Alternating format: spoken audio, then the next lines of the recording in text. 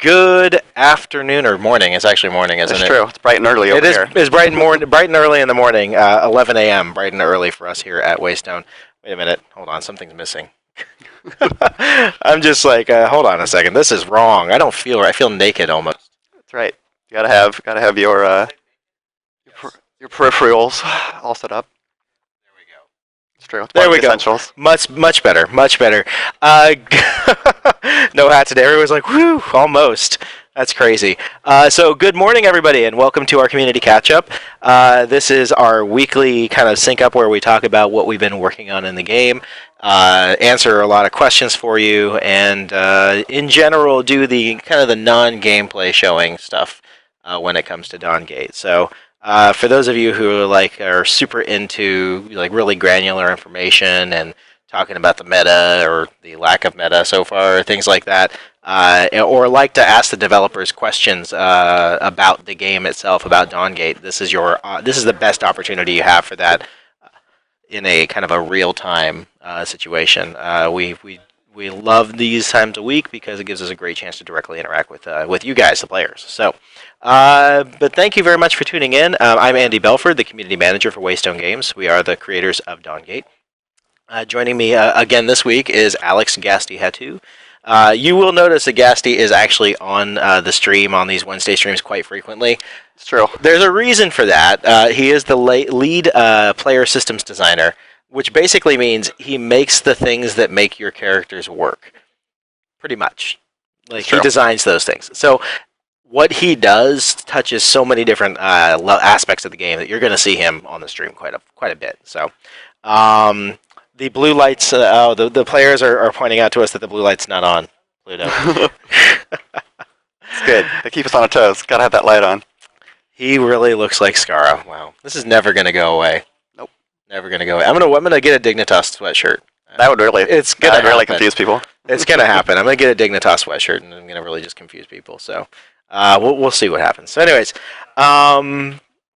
so he's the one shaper who's solely devoted to dunking enemies. Anyways, I don't get that. So hey, we are going to talk about assassins here in a little bit, and have a little bit of a sneak peek at something. But before we get into that, we're going to do our regular roundup, which we do. We talk about what's going on in the community right now, and we also like to check in on the Reddit. The Dawngate subreddit, and kind of point out some stuff that we've been checking out over there. So I'm going to go ahead and swap over to that window really quickly. So really quick, here we go. There we go. So Dawngate, the Dawngate subreddit, by the way, if you guys haven't checked it out yet, you definitely should. We're at just over 1,650 subscribers right now. They call them workers. Kind of awesome. The Waystone team is actually extremely active over there. We read it every day. We're checking it out all the time. It's got a great moderation team in Venor. He set this up on like day one, actually day like -1. That's right. Before we even had Before we were real. Before we were even out there, you can see the gameplay or anything like that. Like he set this up so really early and has been doing a great job of kind of being its caretaker since then. So as always, we're extremely grateful for that. But this is just like a great outlet, a great community outlet. If you're not in the beta yet, you can't you can't post in our official forums. So the subreddit is a great place to go and get your questions answered, and to get all kind of like the latest and most up-to-date news about Dawngate. So be sure to check it out if you have not already. That's reddit.com/r/Dawngate. So there was one conversation that sprung up this morning on the Reddit that you wanted to point out and to clarify something on. Yep. And that would be today's daily discussion. Is that correct? That is correct. The Dispel spell, which is a new spell that was added. In the last week's beta test. Is that correct? Yes, this was the latest spell that we added. Yeah, it came in last week, I believe, with that patch. So, this is a great discussion. People were talking about it. I just wanted to pop in real quick to talk about some things related to the spell that may not be intuitive at first, which is the spell works a little bit differently than some people may expect in Dawngate. The spell will do two things, which I wanted to point out specifically. One is that it will clear any debuff, including things like knockups or disables that traditionally people would not be able to expect to be able to get rid of with a spell like this. The spell will immediately get rid of those, so it'll snap your character back to the ground if you're knocked up or knocked airborne. Basically, it'll remove any form of CC except for CC specifically tagged as being non-removable, which we only use in special cases like for Moya's ultimate. And we're working on making that visible to the player base as to which of those CCs it affects. But right now, the only one in the game we have is Moya's ultimate, which will not be cleansed by Dispel. So that's one. The other aspect about it is that it will actually dispel any debuff, not just CC-related elements. So for example, I take it now as a pretty much direct counter to Amaranth, because if she tries to do her REQ combo on you, as soon as you get hit by it all, you can dispel, and that'll not only snap you down, negating the CC from her ultimate, it'll also remove her bubble before it pops, and remove the dot from her Q. So basically removes all of her damage, since all of her damage is mostly offset by just a couple seconds. She needs that dot to tick, and she needs that E to explode. It'll remove all of that and snap you to the ground, letting you get away. So it's useful in lots of those kind of get rid of damaging effects as well, not only CC. So that is that's huge, especially against Amaranth. I mean, where when she gets that combo off, her burst capability, her burst potential is just ginormous. So yeah, exactly. I mean, that's huge. It won't a well-timed stasis will block more than Dispel, but Dispel is a way shorter cooldown. Right. So and it also doesn't leave you vulnerable in terms of positioning. So it's a little bit of counterbalance, but Dispel can be used in those type of scenarios as well. Very cool. Very cool. Mercessa says to put your mic more close to your mouth. Evidently. Sorry about that. How is that? That's pretty good. That's pretty good. Yeah. So really quickly, hold on. Sorry about that. That was a lovely burp. I probably shouldn't be drinking soda before we go on stream, but whatever. I need the caffeine. Caffeine more important than belching on stream. Another thing I wanted to mention actually really quickly, guys, we are giving out beta keys. We do give out beta keys every Wednesday. We do it silently in the stream, so if you win a beta key, you receive it in your PM inbox here on Twitch. The only caveat is that you do have to be following the channel in order to win a beta key. If you're not following the channel, you cannot win a beta key, so please keep that in mind. Really quickly here, just want to check something out while we're setting up. There was also some other really great Dawngate discussions that have been happening right now. One of which I'm really glad to be seeing, but I want to go ahead and point this out really quickly here. And there's a bunch of these community threads that are popping up right now. And, they're discussing kind of different aspects of it. Building a very strong community within Dawngate and stuff like that. And these are good conversations to have. What I want to make sure that we're not doing, though, is we're not bashing other games communities. Like, if you look at other games, like, for like a League of Legends or a Dota 2, for an example, there are always positive aspects to the community. If I had to look at League of Legends community and point something out, that community is very welcome and accepting of community-created content. I think that's awesome. Those are the kind of things that I would love to see carried over. Obviously there are some negative things in each community. That always happens, no matter what. But we don't want to generalize and say everybody in that community is like that. So let's try during these conversations to avoid bashing other communities and instead talk about how can we edify and how can we positively impact and influence Dawngate's community. Please put my mic more close to my mouth. Wow.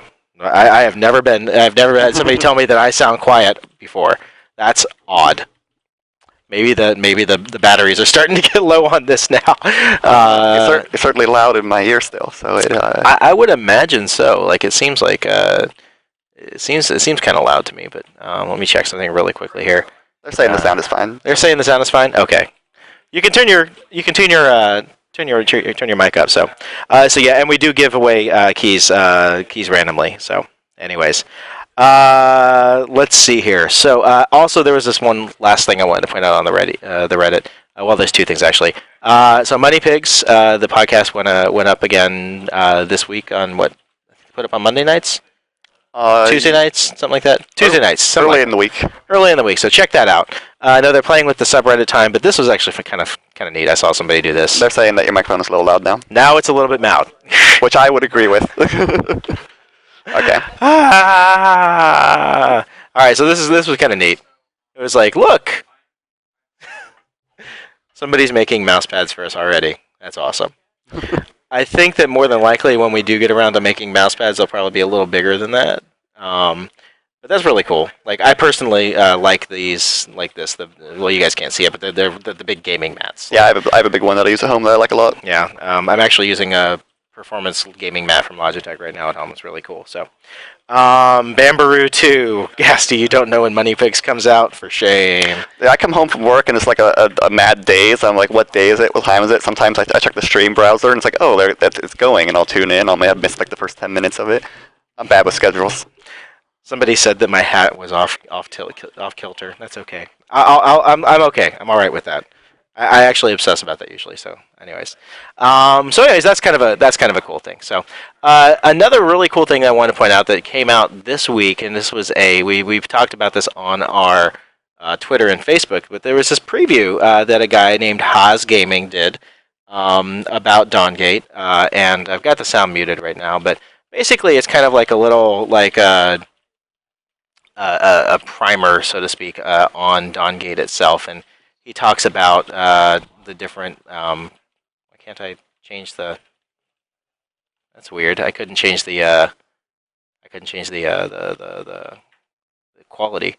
So, anyways, so he talks about Dawngate. He actually has some great commentary and narration that goes along with it and everything. It's a really good kind of a summary for a primer for Dawngate for those who are not in the game. And one of the things I really noticed about this, aside from the really great commentary that he has, there's actually some really good gameplay that he's showing in this video that he made. It's true. The guy's a baller. He is a baller. He's doing it.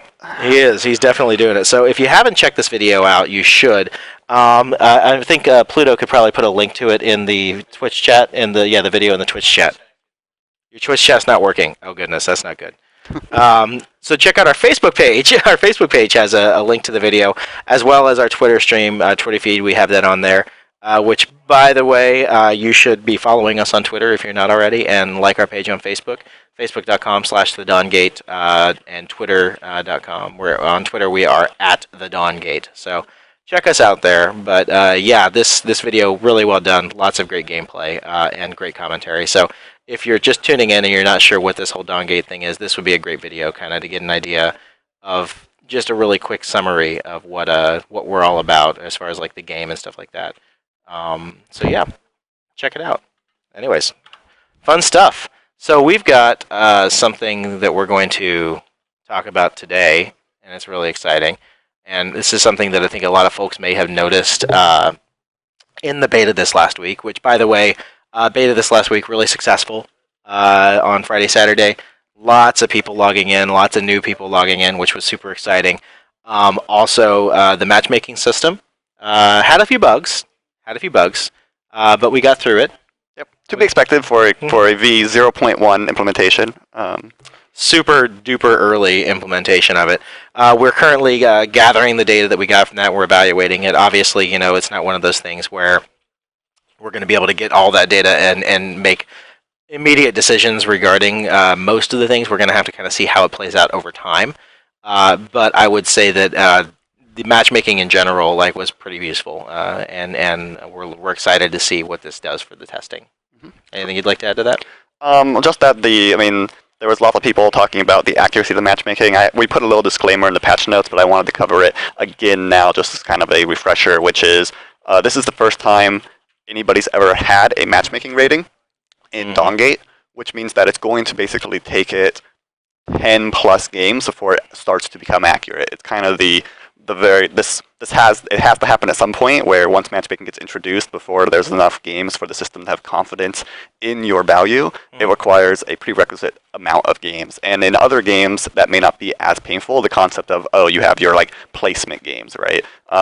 People are familiar with that from both StarCraft and League, and lots of games have the concept of placement games, and it's not that bad of a deal because there's hundreds of thousands of players who have already been seeded that it can use to kind of match you after every game with accurate results.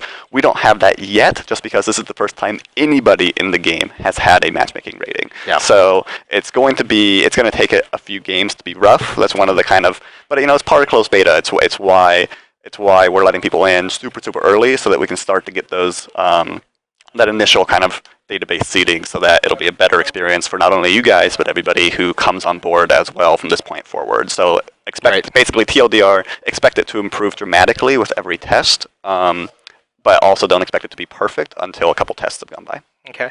And by the way, guys, we do see the questions in chat. We will be answering questions. We'll have a little bit of a Q&A session later on during the stream, so be patient. We will get to your questions, I promise. So anyways, today we want to talk about assassins. And the reason we want to talk about that is because we do have a new Shaper coming up. We do. And we're not going to reveal all the details about her today. In fact, if you want to see a lot more details about her, you should tune in tomorrow. But today we're going to show you an image of her. And for a lot of folks, this might actually be kind of familiar.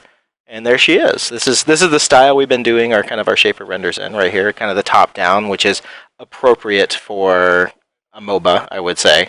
It's true. From close game perspective, this is basically what you see if you zoom in. So that's the actual character model. Mm-hmm. So this is going to be like, yeah, okay, there. That's about all. That's all we had to say about that. So, anyways, so this is going to be our first assassin. Yep. In Dawngate. You'll be able to see gameplay over tomorrow, guys. Like I said, so tune in to the developer playtest tomorrow at 1:30 p.m. Pacific. 10:30, I think. 10:30 Central European time. So check her out. A lot of you guys may recognize this. The people affectionately call her Purple Girl. Purple, easy for me to say. Purple Girl. She's one of the images that you see on the website and on the forums and stuff like that. But it's time to reveal her to the world. And definitely, guys, please, Well, technically, tomorrow's the time to reveal her to the world. Yes, tomorrow we'll reveal her to the world. So, but anyways, so assassins are kind of a touchy subject, I would say, in MOBA. Assassins are super tricky. It's one of the reasons why we have not had one until now. In fact, you see on our Shaper gallery that we introduced last patch that we had basically the 6 archetypes broken down that we at a high level our Shapers slotted into, which helps telegraph their playstyle with new players and helps determine their kind of stat allocation with our combined stats. And the assassin category was there. We certainly intend to have them, but it was empty. So one of the reasons why the assassin category was empty up until now is because of the very kind of polarizing nature of assassins. Their playstyle generally lends itself very, very well to pub stomping or snowballing. I mean, by nature, they are one of the more snowbally archetypes. Right. So we really wanted to make sure that not only did a lot of people have enough time to get experienced with the game, but also to allow for matchmaking to come in. Now that we have matchmaking in, allowing for more skilled games, more equally skilled games, I should say. Mm-hmm. It'll help mitigate some of the really kind of drastic snowballing efforts that can occur in our games that is only compounded by an assassin playstyle.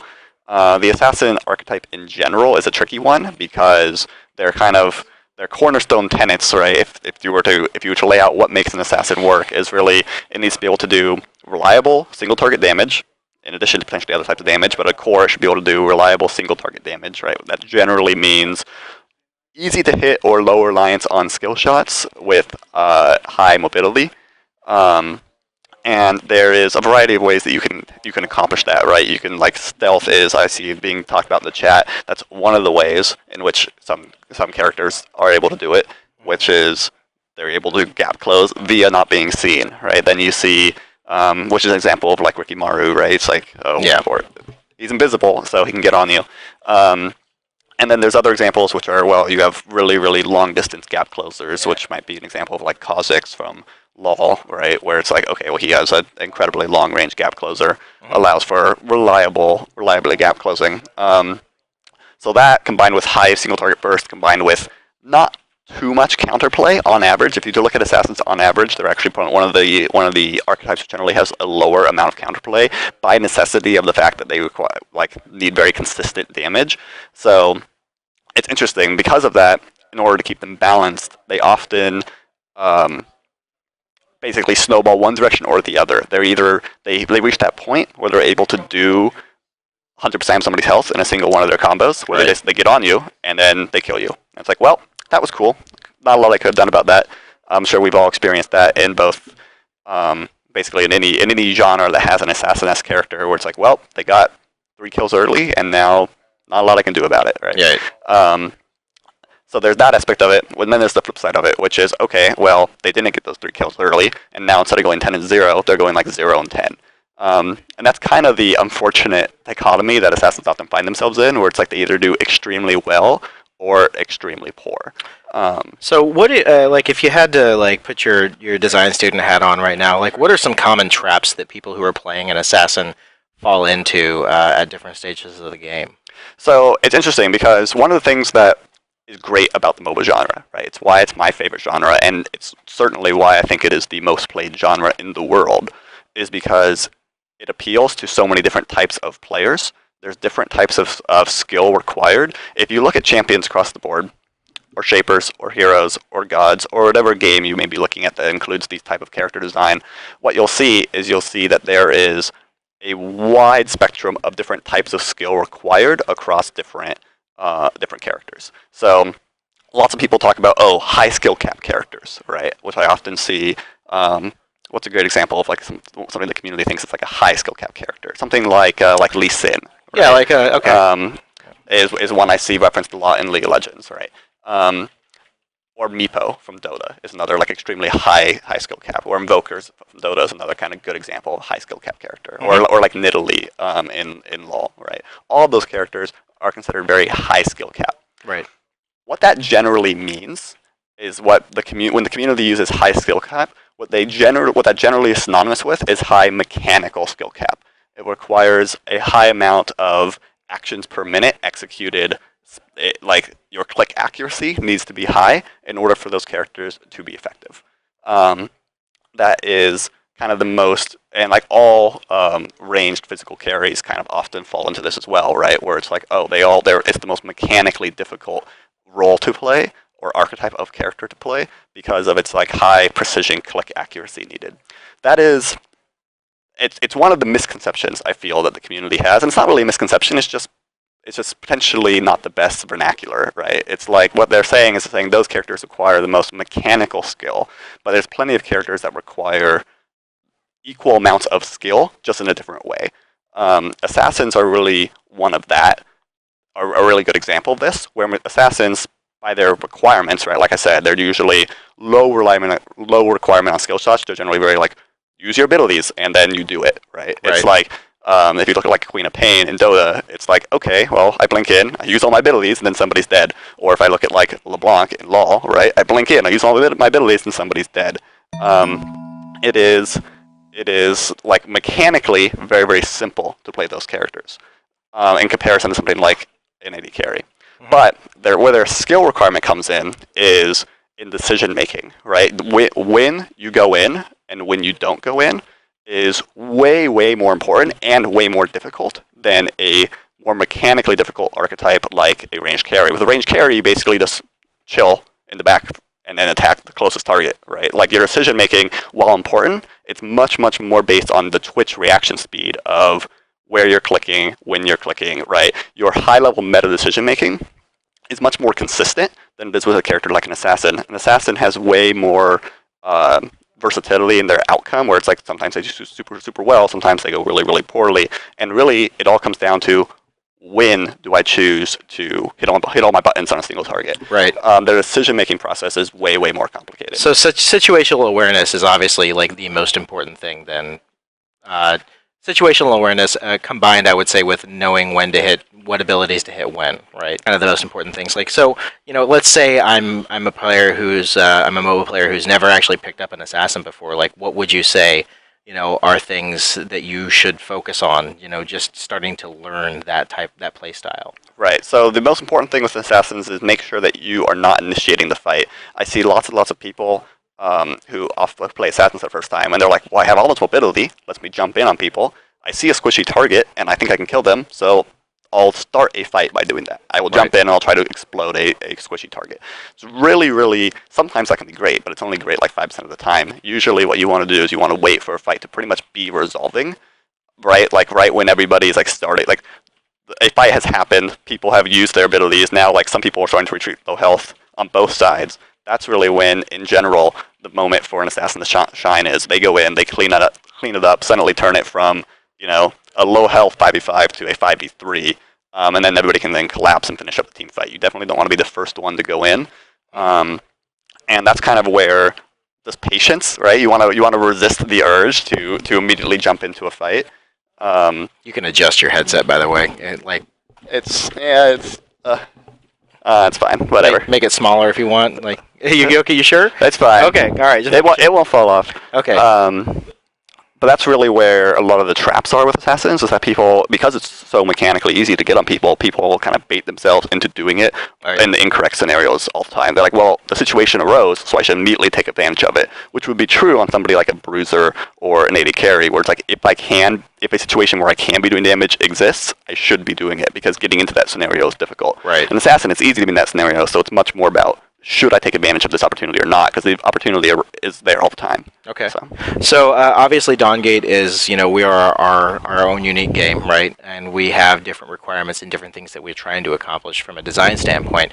So when it comes to designing an assassin for Dawngate, anecdotally, by the way, guys, this is Gasty's character that we're talking about right now. Gasty designed the new assassin character that's going to be coming.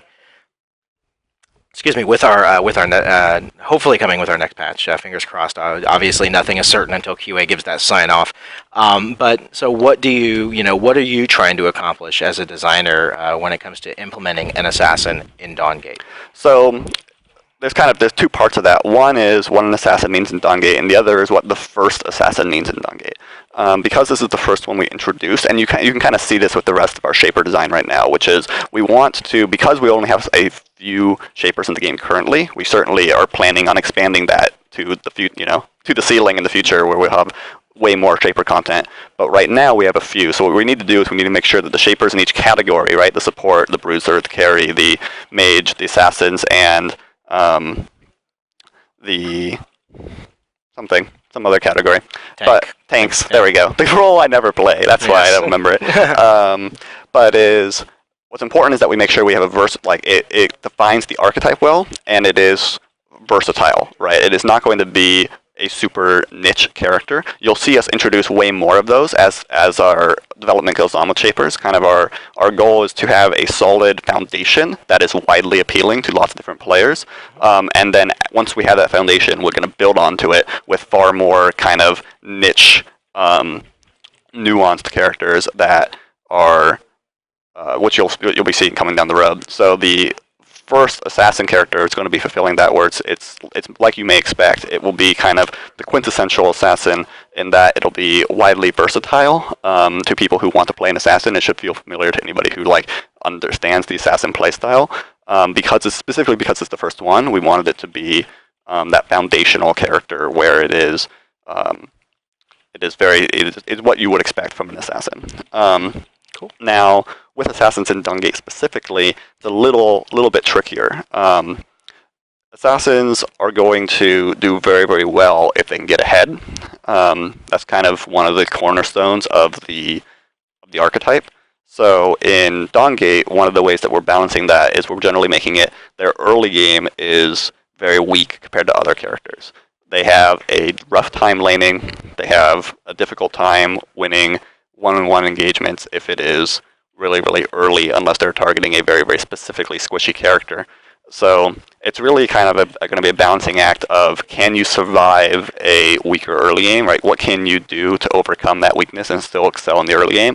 If you can do that, if you can do well in the laning phase or in the jungle, then you'll be rewarded with kind of unstoppable burst power.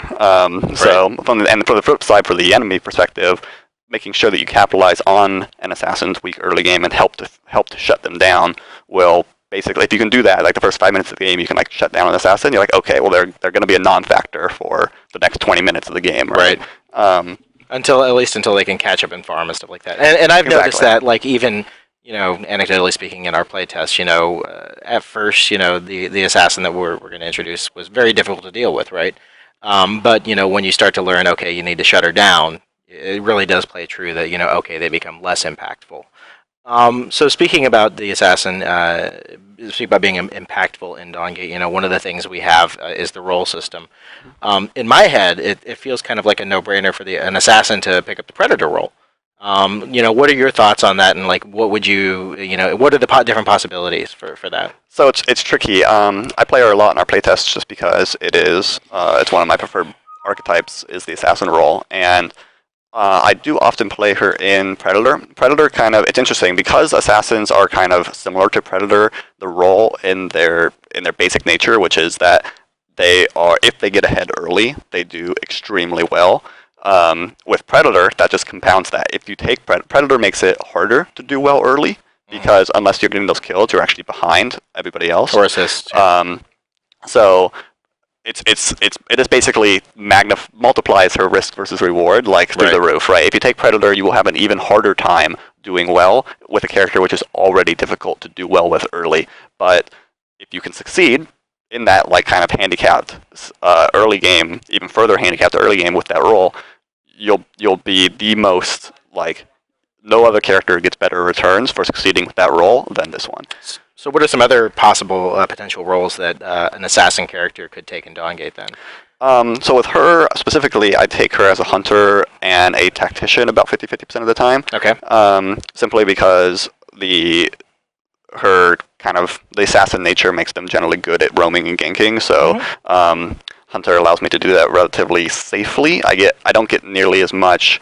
My potential for getting farmed is not as high, so it's a little bit more of a consistent climb towards the mid game. Right. But it gets me to that mid game a little bit more consistently. And once I'm at that mid game in a pretty good position, then the power curve really kicks in.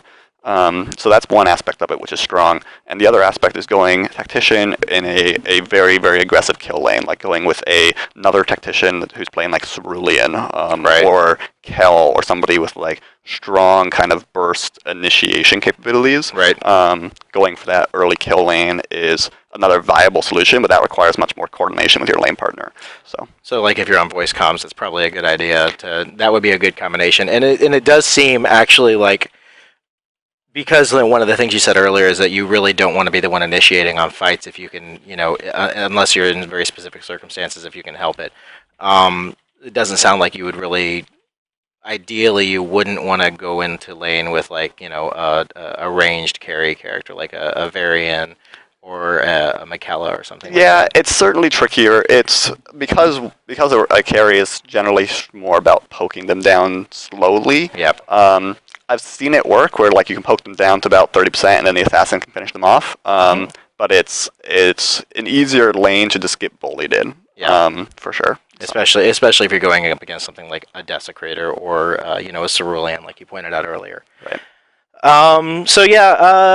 Cool, very cool. Thank you very much, man. That's awesome. Looking forward to tomorrow, where you'll be back again. I will. It's the Gasty show this week. It's good. It's the Gasty show this week. So we're going to take some questions here in just a moment. So go ahead and queue up your questions, guys. You can do a Q with the colon in front of it or behind it or whatever, and then ask your question. That helps us pick out the questions a little bit easier. One thing I did want to address, I noticed people somebody was talking about how we tend to use a lot of terminology from League of Legends or from Dota 2 when we're describing gameplay, and that's really, there's two things. We're not ashamed to admit that we are fans and passionate fans of the MOBA genre in general. We play a lot of different MOBAs.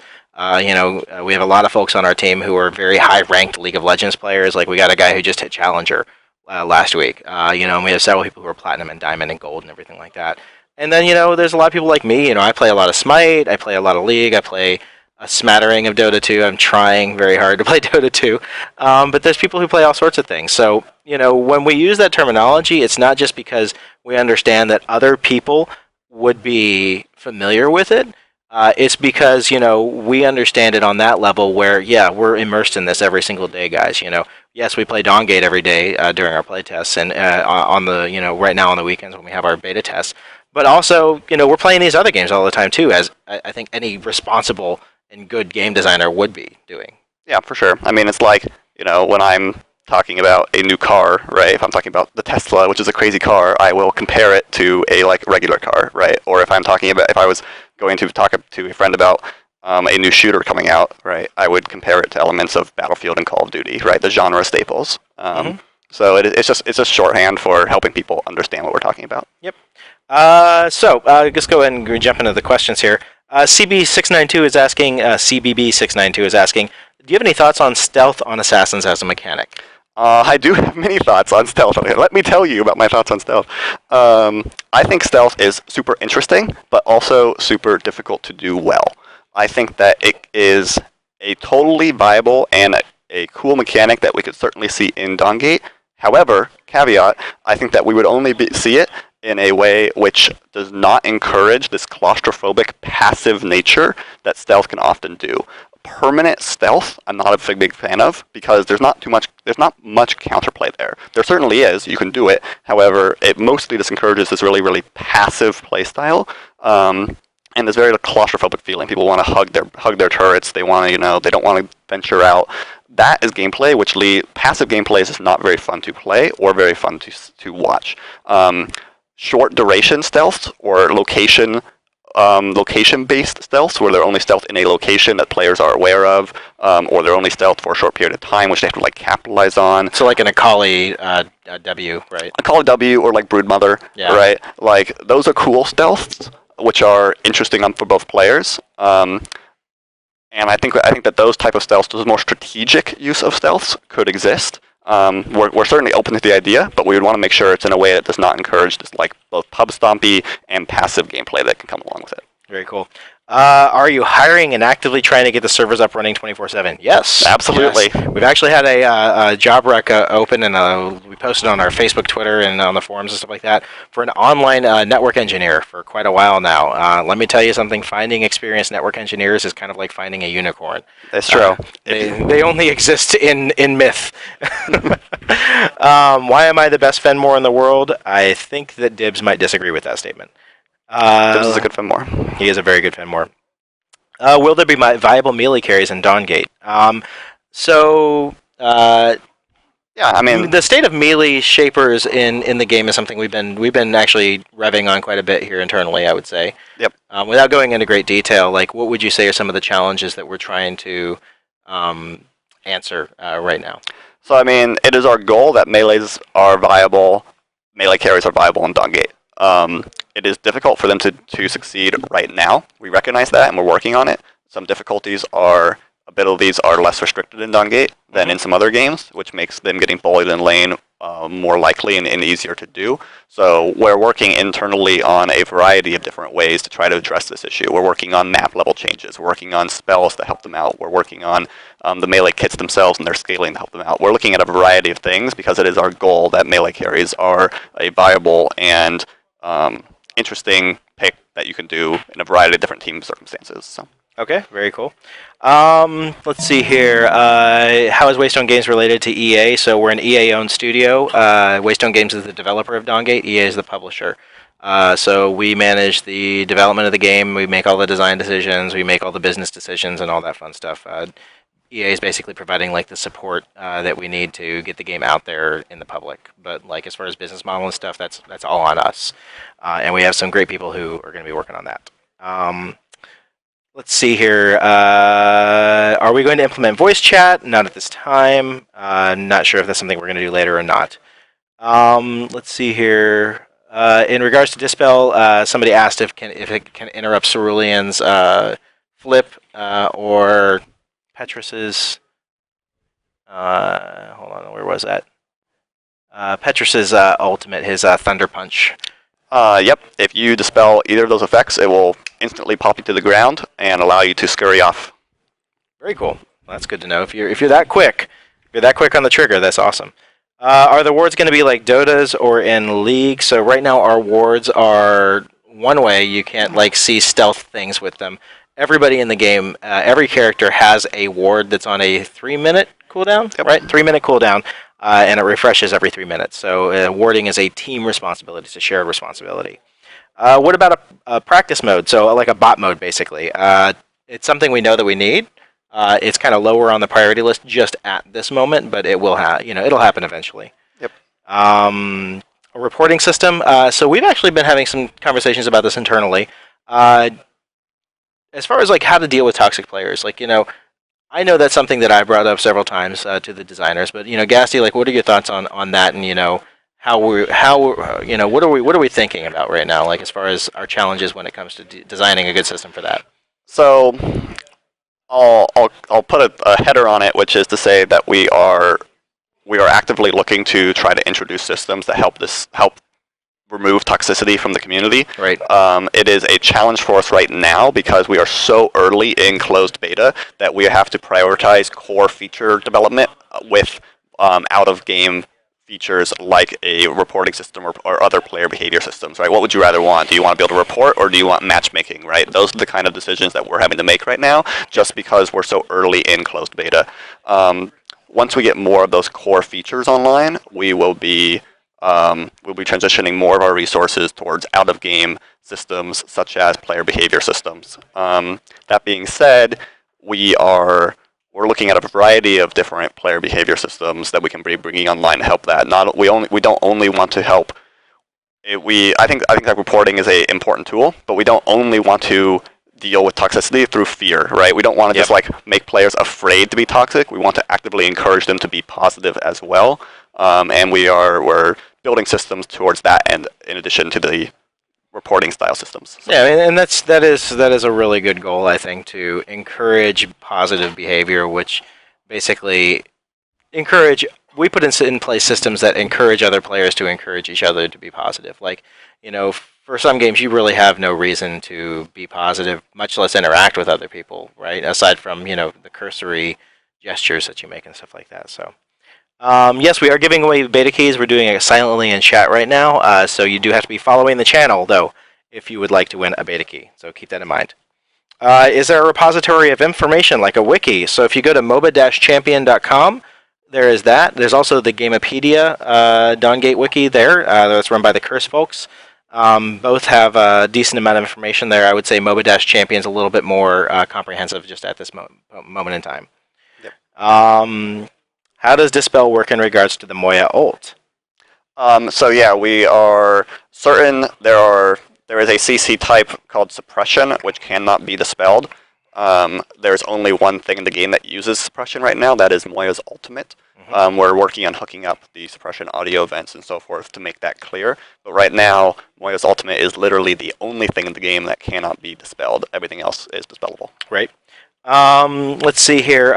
What is our major inspiration for the art style? So we are largely influenced by kind of the Hayao Miyazaki, Studio Ghibli, Spirited Away, Princess Mononoke, that type of kind of a little bit of Asian influence, Eastern fantasy-esque type stuff. Let's see here. In-game clan system, something you want? That would be cool. It would be cool. That would be very cool. Somebody asked a question. Let's see here. How does XP/Vim get shared between shapers when there are 1, 2, 3, 4, or 5 shapers nearby? That's a good question. There is basically for experience, if 2 or more characters are splitting experience, then the total amount of experience is increased. Basically, you get a 35% increase to that. So if you were to get 100 experience, you would then get 135 experience would be the pool of experience. Then you take that pool and you just split it up evenly between how many people there are. So in the case of that example, if there was 2 players, right, it's 135 divided by 2, so it's 67.5, I think, something like that. So that's how much experience you would get. Okay. Do you feel that Amaranth's EQ interaction is too strong early on? It is certainly strong in lane, but it also takes quite a bit of spirit to do that combo. If she's trying to do that combo on cooldown, she should be relatively weak. It also is a pretty long cooldown to do that combo. You have about an 8-second window after she does it to retaliate and really kind of punish her for that. A lot of those it's interesting, right? Because Dawngate is more cooldown oriented than other games. Right. People have not really adjusted their mindset towards that aspect yet. They'll get hit by a spell combo and they'll immediately kind of just reflexively back off. They'll be like, "Well, I need to recover from this." When right. a lot of the time, the right answer is actually immediately go full offensive right after that occurs, because there's these timing windows. Like Desecrator, who's super strong right now, is the most susceptible to this. When Desecrator does his QE combo, that's it. It's all he's got for 12 seconds. Aside from his passive, but yeah, I mean, yeah. And his passive has a long cooldown on it as well. That's true. Yeah. So once he does his stuff, if you jump onto him, you can take advantage of that timing window. So I'm not sure if Amaranth is too strong right now. I mean, what our philosophy on balancing is that we want to not be, we don't want to balance too quickly, right? We want to allow the community time to understand these nuances and respond to them and form counter picks. We don't want to like immediately be like, oh, this is OP, immediately nerf it to the ground without allowing the community to discover counterbalances that may exist that may not make it OP.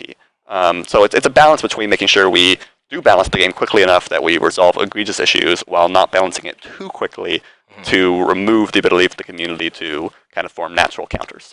How do I ask for beta keys to give away in my stream? You can email community@waystonegames.com. I will tell you, like, we're not giving out tons of keys to give for streamers right now. We're being pretty selective about that just at the moment. But definitely make sure that if you send that, send a link to your stream, as well as a link to any other social media channels you may have, like YouTube, Twitter, things like that, just so that we can take a look at it and evaluate. Let's see here. Don't you think Fenmore's late game is OP?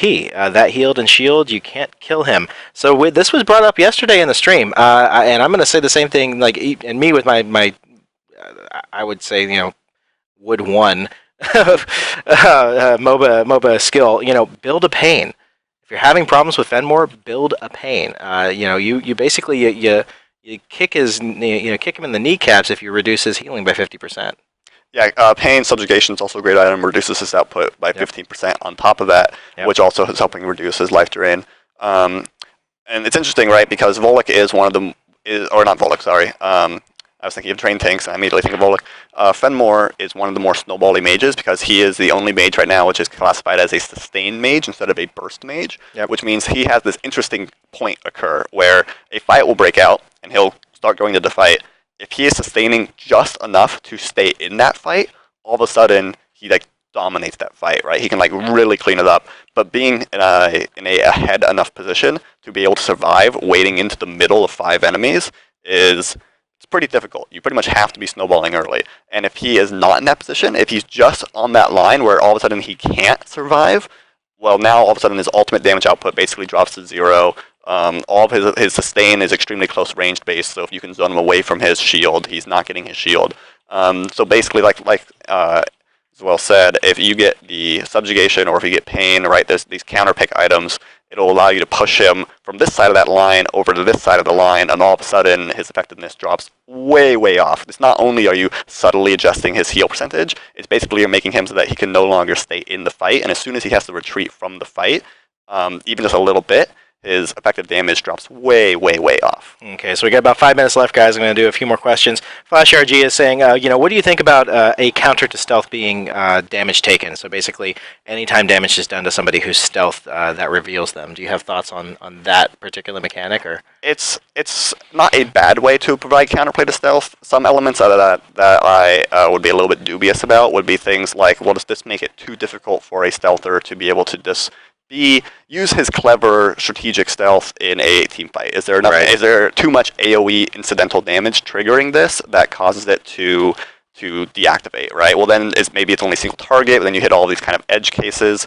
That's the type of thing that we'd be looking to do. Something like that. We would probably want to make it so it's a little bit less restrictive, because where we want stealth to really shine is in these like strategic team fight scenarios where you're popping up and popping out and kind of be clever and slippery in a team fight.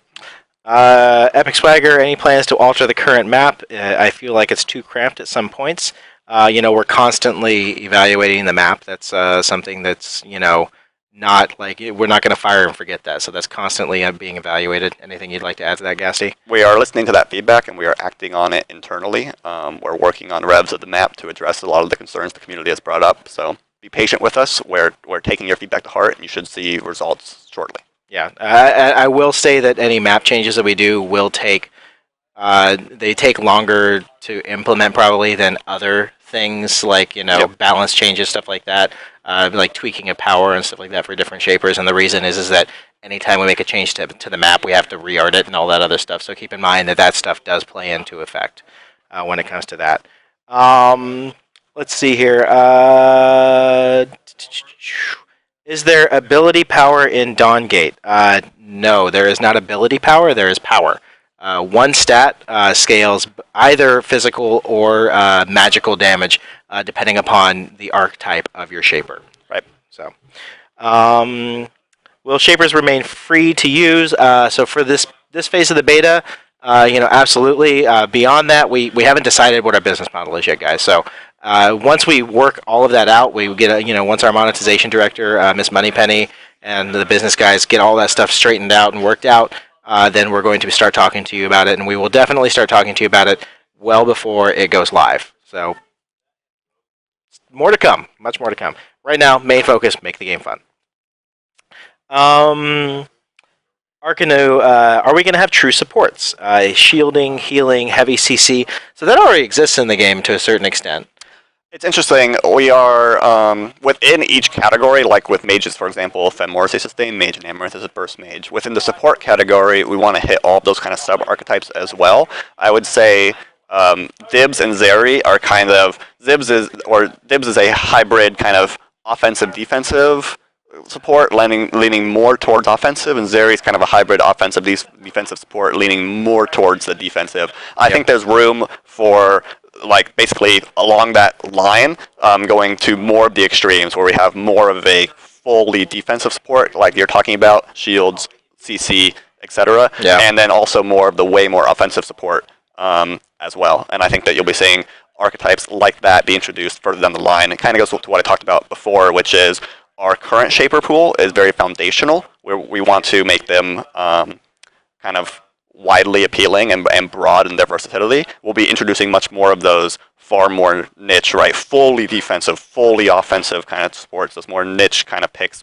in the more extreme sections now that we have our foundation established. So. Okay. Gameplay today? No, not today. We'll be doing gameplay tomorrow, and tune in. That's going to be really cool.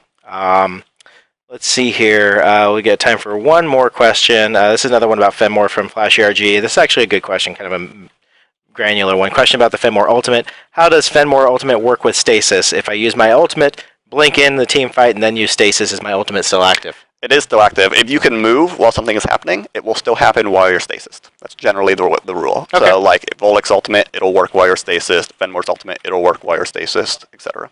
Yeah, it does. Yeah, Nekobus chiming in there. It melts faces. I've seen him do that on more than one occasion, where you basically just run in, fire off your ult, and just go boop, and go, ha ha ha, you can't touch me for the next 1.5 seconds, I think, right? Yep. That's how long stasis lasts for? Awesome. All right, well, thank you very much for popping by and answering some questions, and we'll see you again tomorrow at 1:30 when we do some gameplay of our new Shaper. So be sure to tune in then. Check out the forums later on today. We'll be putting up part 3 of Unraveled. That was I did see that question earlier. Who wrote Unraveled? Our story designer, Dandelion, aka Chris Latois. He's going to be putting up part 3 later on today. So be sure to check that out. Fair warning, it does contain kind of mature subject matter. So, but that's just kind of how we roll. It's how Dawngate is and how the Shapers are. They're a little bit they're a little dark at times. So be prepared for that. But Zwil, please buy a Dignitas shirt, please. I won't buy one, but if Dignitas sends me one, I'll definitely wear it on stream. Free swag. Can never say no to that. I won't say no to free stuff, but I'm not going to buy them simply because, well, Dignitas isn't my favorite team. I'm sorry. My favorite team, according to my children, my favorite team has to be Evil Geniuses. Do you know why? Why does your team have to be Evil Geniuses? Because if Dr. Doofenshmirtz played League of Legends, that's what team he would be on. That's true. Makes sense. Anybody who got that at home probably has kids. Or watches a lot of Phineas and Ferb, one of the two. So anyways, thank you very much, guys, for tuning in. We really appreciate it. And don't forget to tune in tomorrow. Hopefully you follow the channel. If not, please follow our channel. Like us on Facebook. Follow us on Twitter. And be sure to tune tomorrow's playtest with where we'll be showing off our new Shaper. And then this Friday, Saturday, we will have beta again, Friday and Saturday. So stay tuned. We'll be putting up an announcement as far as times go for that very soon today. So thank you very much, and we will see you guys next time. Bye-bye. Goodbye.